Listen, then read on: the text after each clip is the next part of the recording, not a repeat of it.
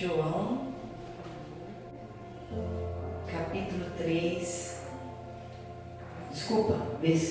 capítulo 8, versículo 3. João 8, 3.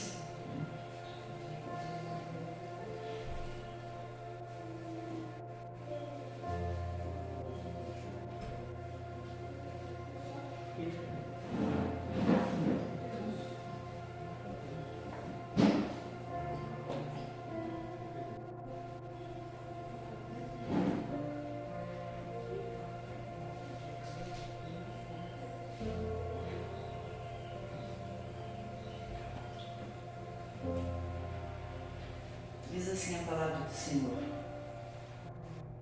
E os escribas e fariseus trouxeram-lhe uma mulher apanhada em adultério, e pondo-a no meio, disseram-lhe: Mestre, essa mulher foi apanhada no próprio ato, adulterando. Na lei nos mandou Moisés que as tais sejam apedrejadas. Tu, pois, que dizes? Isto diziam eles, tentando-o para que tivessem de que o acusar. Mas Jesus, inclinando-se, escrevia com o dedo na terra. E como insistissem, perguntando-lhe, endireitou-se e disse: Aquele que de entre vós está sem pecado, seja o primeiro que atire a pedra contra ela. E, tornando a inclinar-se, escrevia na terra. Porém, ouvindo eles isto, acusados pela consciência, saíram um a um, e começaram pelos mais velhos até os últimos. Ficou só Jesus e a mulher que estava no meio. E endireitando-se Jesus, e não vendo ninguém mais do que a mulher, disse-lhe: Mulher, onde estão aqueles teus acusadores? Ninguém te condenou? E ela disse: Ninguém, Senhor. E disse-lhe Jesus: Nem eu também te condeno. Vai-te e não peques mais. Amém? Olha que coisa maravilhosa. Essa palavra, eu vou dizer nessa madrugada, que depois da meia-noite é madrugada, né? Nessa madrugada, o Espírito Santo me revelou essa palavra de um modo especial. De um modo especial para você que está aqui, para você que está ouvindo. Porque tudo que Deus revela é para quem está presente, é para quem ouve. E Jesus saiu do monte, desceu do monte e foi para a sinagoga. Na época era como a casa de Deus, a igreja. E lá tinha dois grupos de pessoas: os escribas e os fariseus, que pegaram aquela mulher adulterando, que pegaram pelo braço e levaram até a presença de Jesus. O que é um escriba? Escriba é um conhecedor profundo da Torá, que é o Velho, vamos dizer que é o Velho Testamento, e que ele ensinava, porque ele entendia o texto, e também ele escrevia, não só as escrituras, mas vamos dizer que ele transcrevia as escrituras. Por isso ele é escriba, um profissional da escrita e conhecedor da palavra, né?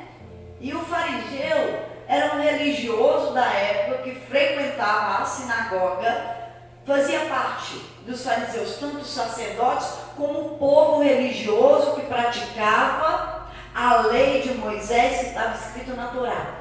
Então eram dois grupos: um profissional da escrita, ensinador da palavra, o sacerdote também, que era mestre, ensinava a palavra, como todo aquele religioso. Eu estou falando desses dois grupos de pessoas. Então eu estou falando de um ambiente religioso da sinagoga. Eu não estou falando de ímpio, não estou falando de pessoas de fora, mas eu estou falando daqueles que estão na casa de Deus, tanto no altar, para ensinar, para escrever, como aquele que frequentava assiduamente e era religioso. Então eu estou falando desse povo que pegou essa mulher adulterando, pegou ela pelo braço e foi até diante de Jesus e jogou ela lá no meio. É disso que eu estou falando, desse povo. E esses escribas e fariseus levaram essa mulher diante de Jesus, vamos dizer, dentro da sinagoga, e disse assim: Jesus, essa mulher foi pega adulterando.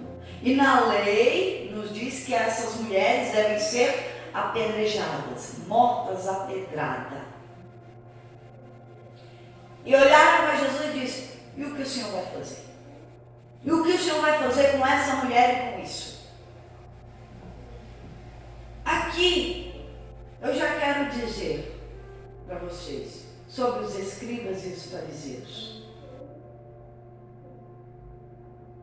Por que eles fizeram isso? Por quê? Por que ele tinha maus olhos, ainda que a outra fosse pecadora mesmo? Porque, pelo que está escrito aqui, ela realmente era uma adúltera. Mas por que eles julgavam ela? Porque ele tinha maus olhos? Porque eles tinham malícia? Porque eles tinham o olhar crítico? Por que eles tinham que levar ali para ser julgada? Por que eles tinham que fazer isso? Por que eles tinham que acusar? Mas a intenção verdadeira deles era tentar Jesus. Não era nem a mulher. Eles queriam tentar a Jesus, para Jesus errar ou matar alguém, fazer cumprir a lei e acusar Jesus que matou aquela mulher. Queria cutucar Jesus, queria arrumar contenda, queria arrumar pretexto contra ele. Porque diz aqui, nós lemos no verso 6, diziam eles, tentando para que tivessem de que o acusar. Você imagina alguém da igreja, sacerdote, profissional da palavra e religioso, que é frequente, que está ali assiduamente, querer um motivo para acusar a Jesus. É isso que diz aqui. Estão na casa de Deus e não conhecem a Deus. Estão na casa de Deus e não conhecem o amor de Deus. Porque quem conhece a Deus, conhece o Filho. Quem conhece a Deus, conhece o Filho, porque o Filho e Deus são um só. Quem conhece o amor, conhece a Deus. Quem conhece a Deus, reconhece Jesus. E não conheceram Jesus, mas queriam acusar a Jesus. Queriam arrumar contenda com Jesus. Estavam na casa do Senhor ensinando a palavra dele, mas não viviam a palavra. Estavam na casa de Deus, frequentando a casa de Deus, mas não conheciam, não praticavam o amor e a palavra de Deus.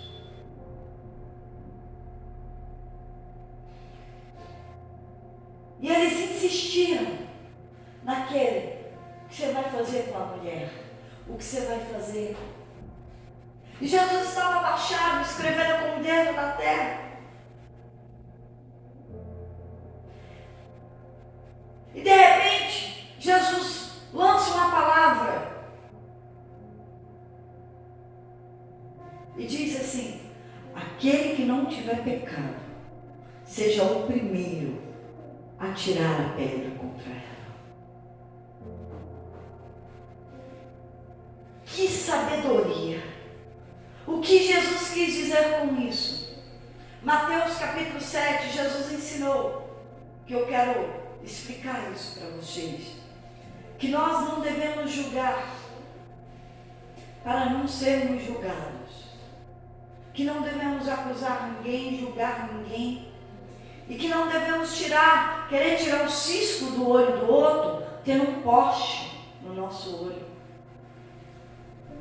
Queriam acusar aquela mulher de adultério, sendo eles acusadores, julgadores, críticos, maldizentes, reclamador, fofoqueiro, cuidador da vida dos outros, porque é isso que eles eram.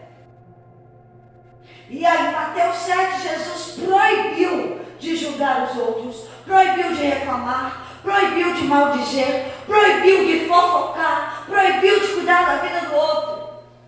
Está escrito isso tudo aqui? Tá. Estou traduzindo no meu português. E Jesus fez isso por quê? Porque com a medida que você julga, é a medida que você será julgado. E quando Jesus falou assim, quem não tiver pecado, que atire a primeira pedra contra ela, Jesus está dizendo, cuida da sua vida e olha para vocês mesmos. Eu não posso arrumar o pecado do outro, eu posso arrumar o meu pecado. Eu não posso consertar a vida do outro, eu posso consertar a minha vida. Olhem para vocês.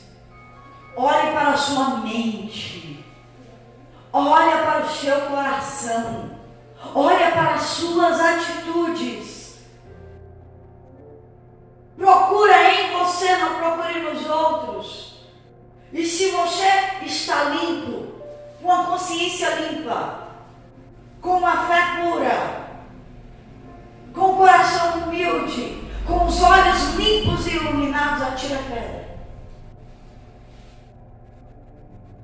E Jesus tirou o foco daquela mulher e colocou cada um para olhar para si mesmo. Porque eu não posso mudar o outro, eu posso mudar a mim. Eu não posso mudar a atitude do meu próximo, mas eu posso mudar a minha atitude e ser uma pessoa melhor. A vida é transformada quando você transforma a sua atitude, muda a sua atitude. Jesus estava falando de tudo isso, não estava acusando eles de hipocrisia, porque eles eram hipócritas mesmo, falam uma coisa, vive outra. Mas Jesus estava, de uma forma, falando para eles, olhem por vocês mesmos, se analisem, transformem a sua vida, porque maus olhos é pecado. Malícia é pecado, julgar é pecado, reclamar é pecado, maldizer o outro é pecado, fofocar é pecado, estar com o seu coração sujo é pecado. E Jesus estava dizendo isso. Olha o que vocês estão fazendo. Estão julgando, eu não vim para julgar, mas eu vim para justificar. Eu não vim para condenar, mas eu vim para salvar todo aquele que se perdeu, todo aquele que caiu em tentação e em pecado. Jesus estava dizendo isso. E quando Jesus lançou essa palavra, aquele que não tem pecado, que atire a primeira pedra contra ela, dos mais velhos aos mais moços, deixaram a pedra porque foram acusados pela sua própria consciência, a má consciência. Porque quando estamos limpos, a consciência não pode acusar. Foram acusados pela sua própria consciência ruim, que fez errado, que está errado. Abandonaram a pedra e foram embora. Foram todos embora. E ficou só Jesus e a mulher. Porque a mulher, pelo menos, estava ali, sem palavras. Mas os outros lançaram palavras, ainda que aquela mulher estava em pecado. Mas ela não se levantou para se defender. Os outros em pecado queriam achar motivo contra Jesus. Quem é mais pecador? A mulher adúltera ou os escribas e fariseus? Me conta, se pecado tem peso e medida, quem é o mais limpo? Ou quem é o menos sujo?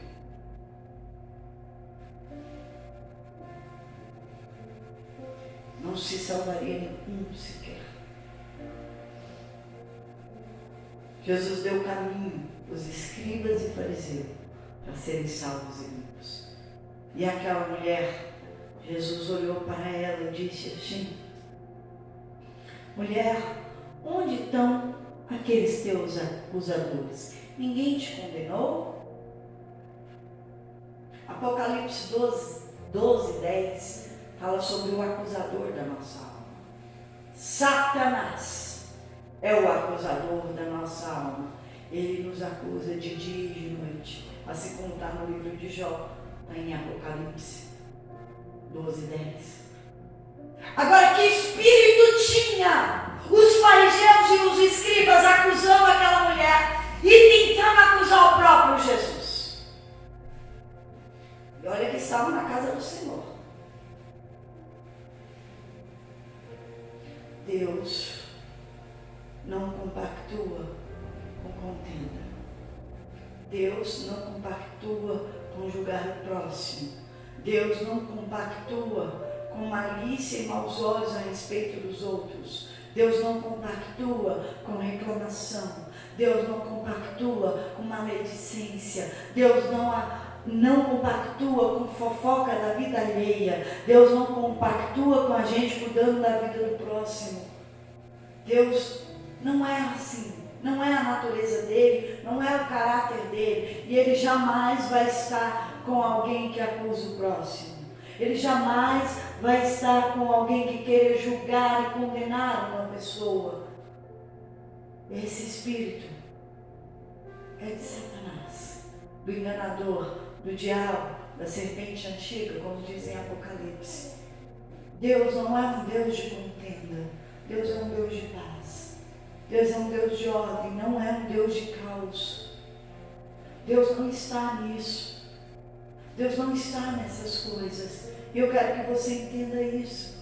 Que o Senhor não compactua, ainda que diga que eu conheço a palavra de Deus, ainda que diga eu conheço a Bíblia, ainda que diga eu tenho anos na casa de Deus, eu já me batizei há anos, vou à casa do Senhor, eu sou dizimista, eu sou isso. Você precisa ser de Deus. Você precisa conhecer a Deus. Você precisa ter o caráter de Deus. Você precisa entender o amor de Deus através de Jesus. E que Ele deu a vida por você e pelo próximo também.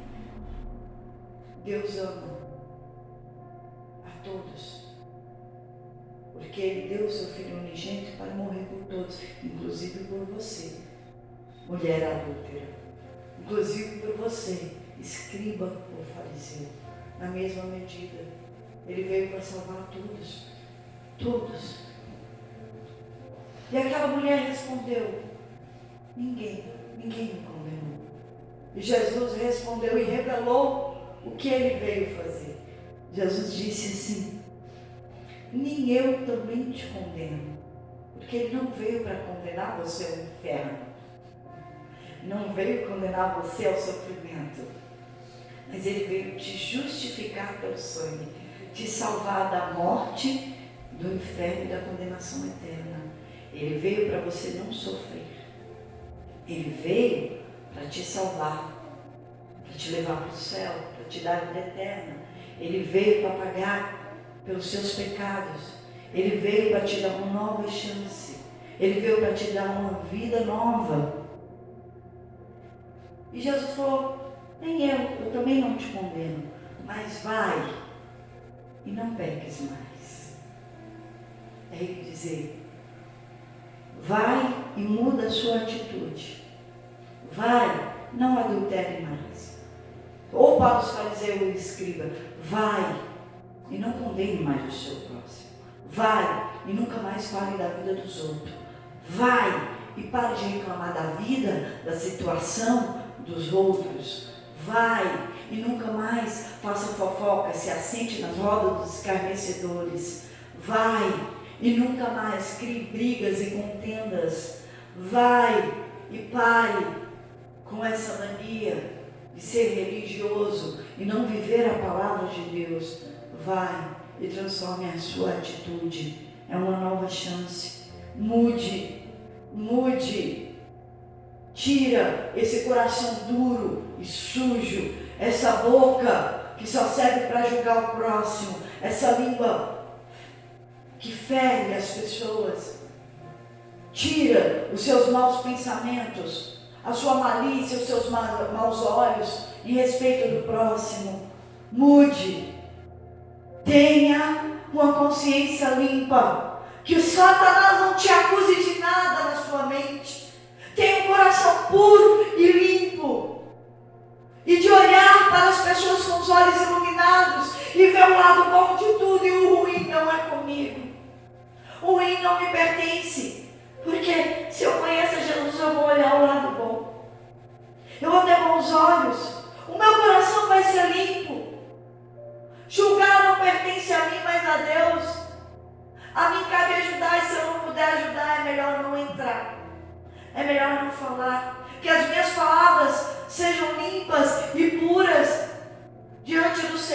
e que eu não mate o meu próximo com as minhas próprias palavras, e que eu não julgue jamais, porque eu não quero o lugar de juiz que é do Senhor, eu não quero o lugar de Deus e nem a glória de Deus, mas que eu tenha um coração ensinável, humilde, que eu possa aprender do Senhor todos os dias da minha vida, e andar como Ele, viver como Ele, não julgando, mas estendendo a mão. Tem pessoas que não precisam que você enterre eles numa cova, mas eles só estão precisando de a mão de alguém de Deus para sair do buraco que ela se enfiou. Você pode ser essa mão para ajudar, você pode ser essa pessoa para dar o bom exemplo e não matar com palavras, e não levar ao inferno. Já tem Satanás, já tem o diabo para levar as pessoas para o inferno. Você pode apresentar o céu, você pode apresentar o amor através de Jesus, com palavras com o seu próximo.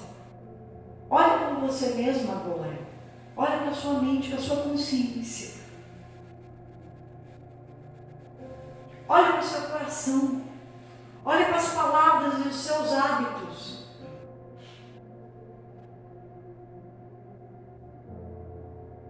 E mude a sua atitude.